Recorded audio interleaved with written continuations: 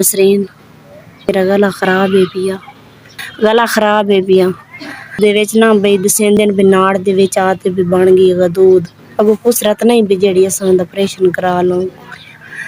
बच्चे निक्के निक्के रोजी पूरी नहीं होंदी घर दी कमजोरी है मेरे हिंदू बच्चे ये होने वाला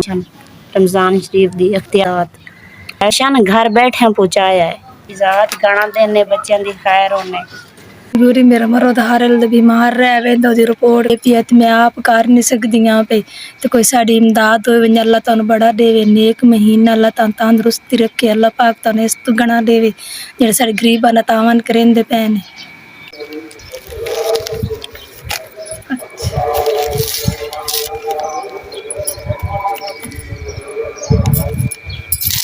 सजना राशन साढ़े तक पहुँचाए है गरीब बंदे सारी खिदमत की ने सारी संभाल की है आ गए अल्लाह पाक शुगर दी मरीज हाँ ब्लड दी मरीज हाँ बच्चे दाने च रसौलियां न पईयां मैदे दा मसला गरीब आदमियां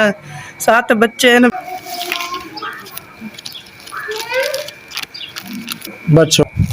सही है 10-20 व्यक्ति बैठे हैं और ही कर तोड़ना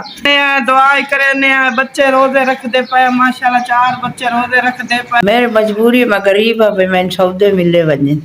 सामान मिले वने रोज़े वास्ते हर रात नहीं आ दवाइयाँ लेंदी खाली है तो खांदी खाली है काला जकरार मैदे का मसला है सही है बड़ा बड़ा शुक्रिया उन्होंने पहुँचावन वाले का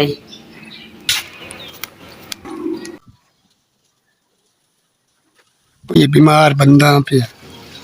निके निके बाल यार करन जोगा न ते उन्हां दी मेहरबानी है भाई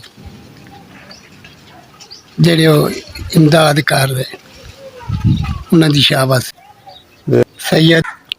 ऐशन पहुँचाया है शुक्रिया है पिया ये शुक्रिया है पिया लाख लाख शुक्र है इन्हां दा इन्हां नूं अल्लाह होर देवे अल्लाह दा शुक्र है पिया अल्लाह दा